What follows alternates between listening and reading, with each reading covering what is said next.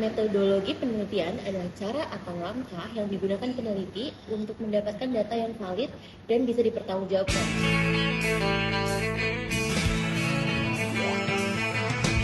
No one told you life was gonna be this way. The job's a joke, you broke, your love life's the old way. It's like you're always stuck in second gear. When it hasn't been your day, maybe your month, even your year. But I'll be there for you. Oke, masuk ke materi yang pertama. Jadi, di materi pertama ini kita ngebahas karakteristik dan perkembangan metodologi penelitian hukum. Nah, di materi ini kita baru ngebahas mengenai dua penelitian hukum nih. Jadi, penelitian yang pertama adalah penelitian hukum normatif dan yang kedua adalah penelitian hukum empiris. Nah, penelitian hukum normatif itu melihat hukum dari sisi aturannya, fokusnya pada asas-asas hukum, sistematika, sinkronisasi, sejarah, dan juga perlindungan hukum. Data yang digunakan adalah bahan hukum primer, sekunder, dan juga tersier melalui studi kepustakaan. Jadi pendekatannya itu meliputi pendekatan undang-undang, pendekatan kasus, pendekatan historis, komparatif, dan konseptual. Analisisnya juga bersifat kualitatif. Sementara itu, penelitian hukum empiris melihat hukum dalam praktik masyarakatnya. Jadi, objeknya itu adalah efektivitas hukum, aturan, kepatuhan, dan juga peran lembaga hukum, dan pengaruh hukum terhadap masalah sosialnya. Jadi, datanya itu diperoleh dari hasil observasi, wawancara, kuesioner, serta didukung dari studi literatur juga. Nah, analisisnya bisa kuantitatif maupun kualitatif. Oke, untuk materi selanjutnya kita akan membahas mengenai metode untuk menemukan kebenaran ilmiah dalam ilmu sosial. Metodologi adalah cara berpikir dan bekerja dalam penelitian ilmiah. Ia mencakup logika penelitian, berbagai prosedur dan teknik, serta langkah-langkah sistematis yang digunakan peneliti sejak menemukan masalah, mengumpulkan data, hingga menarik kesimpulan yang dapat dipertanggungjawabkan.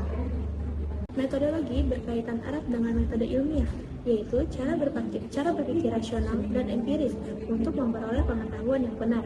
Rasionalisme menekankan bahwa akal adalah sumber utama pengetahuan, sementara empirisme menegaskan bahwa pengetahuan itu berasal dari pengalaman dan fakta yang ditangkap panca indera.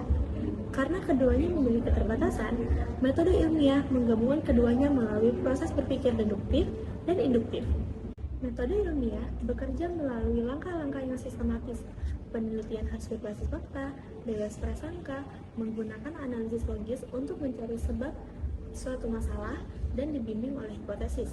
Selain itu, peneliti harus memakai ukuran objektif serta teknik kuantifikasi agar data dapat diukur dan diuji. Sumbangan kunci ilmu-ilmu sosial. Mengenai peran ilmu-ilmu sosial dalam penelitian hukum. Yang pertama ada sosiologi hukum, ada antropologi hukum, ada psikologi hukum, ilmu politik, dan juga kebijakan publik. Ilmu-ilmu sosial sangatlah penting dalam penelitian hukum yang melengkapi analisis normatif dengan perspektif empiris dan konseptual yang kaya. Pendekatan ini melahirkan studi sosiolegal dengan melihat hukum bukan sebagai perintah yang statis, melainkan fenomena sosial yang hidup dan berevolusi. Ilmu-ilmu sosial membantu penelitian memahami interaksi, adaptasi, atau tabrakan hukum dengan dinamika masyarakat. Peran kuncinya yang pertama, mengkaji hubungan timbal balik antara masyarakat dengan hukumnya.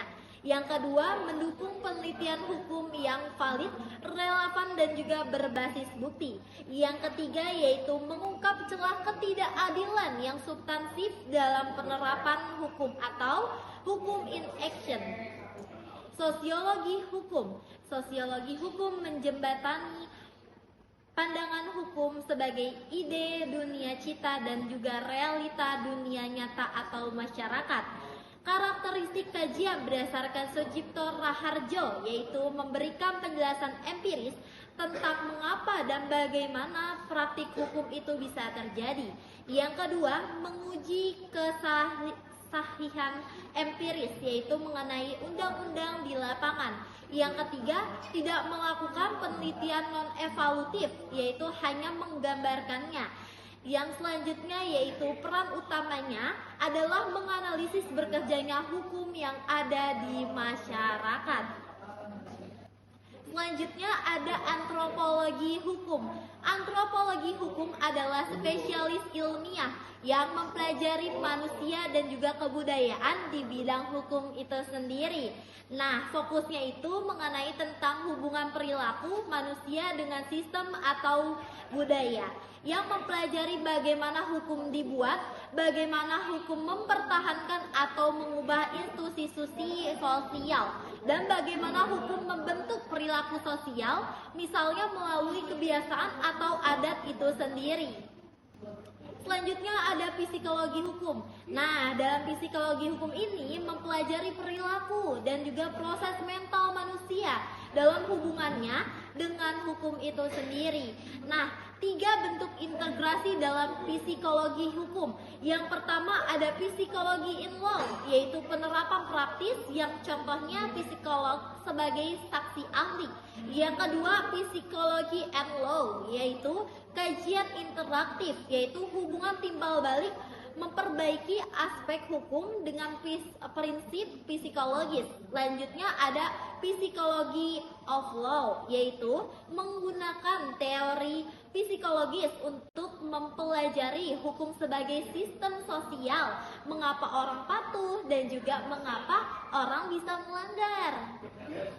Selanjutnya ada ilmu politik dan juga kebijakan publik. Ilmu politik membahas metodologi ilmu sosial, yaitu mengenai positivisme dan juga anti-positivisme yang relevan dalam penelitian. Hukum adalah produk politik, yaitu legislasi.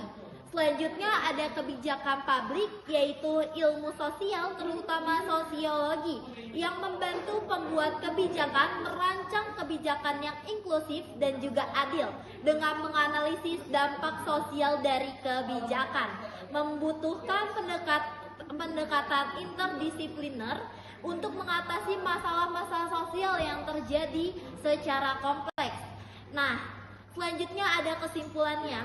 Kesimpulan dari peran-peran ilmu sosial, yaitu sosiologi hukum dan juga ilmu sosial lainnya, memungkinkan pengembangan sistem hukum yang responsif, adaptif, inklusif, adil, dan juga berorientasi pada kemanusiaan untuk masa kini dan masa depan. Metodologi penelitian adalah cara atau langkah yang digunakan peneliti untuk mendapatkan data yang valid dan bisa dipertanggungjawabkan. Ada 2 metode yang biasa digunakan. Yang pertama adalah metode kuantitatif dan metode kualitatif. Metode kuantitatif menggunakan data berupa angka dan dianalisis dengan statis.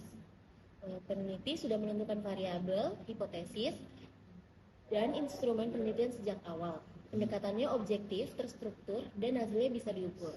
Dalam penelitian kuantitatif, peneliti biasanya mengidentifikasi variabel, mengontrol variabel, menentukan sampel secara acak, memberikan perlakuan tertentu, lalu mengukur hasilnya menggunakan statistik.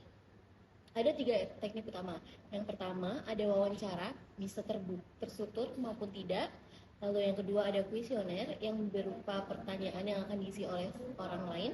Lalu yang ketiga observasi atau penelitian langsung ke lapangannya.